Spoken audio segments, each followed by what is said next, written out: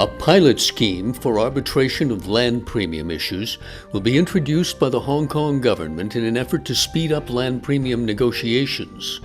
Patrick Lau, the former Director of Lands, points out there are some concerns about the practicality and usefulness of the scheme, the role of the arbitrator, and who would be likely to be willing to submit to arbitration.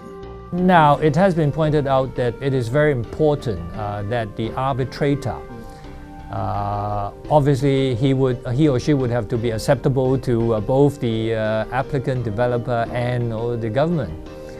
And this arbitrator will have to be absolutely independent and neutral in his considerations. Obviously, if his decision is in favor of the government, then the scheme will fail, because no developer would like to use the scheme. So that's one consideration. And also, it has been pointed out that the time taken to arbitrate might well turn out to be also a long process.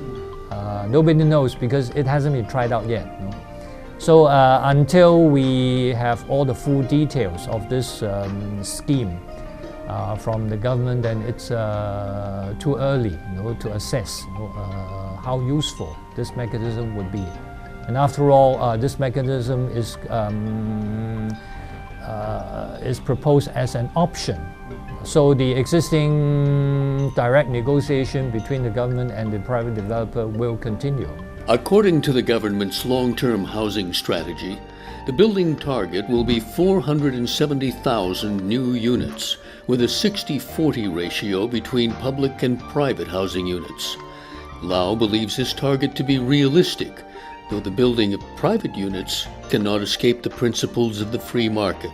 I believe let's put it that way, the target is not unrealistic, because it is based on past experience, and I believe based on sort of future forecast of real demand. But in respect of the private housing targets, then it's very much up to the developers who will operate according to commercial principles. If it's not in their commercial interest, then I don't think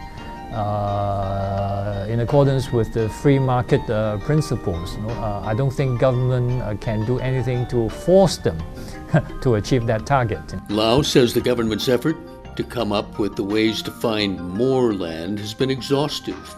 He acknowledges that building new housing onto green belts could prove a last resort. He also calls upon the government to give more serious consideration to rent control. I think the government has been trying its very best to come up with various ways to find more land suitable for development, not just for housing, but for other purposes, such as hotels and commercial development. If we have other means, then of course, green belts serve a very important ecological and environmental purpose, which would maintain the quality of life. But, as I said, given the realities of difficulty in finding land, then it's a sort of Hobson's choice, that government may have to think of using certain portions of green belt for that purpose, after it has sort of exhausted every other possible means of finding land. Rent control has been tried out, I believe probably 20 years ago.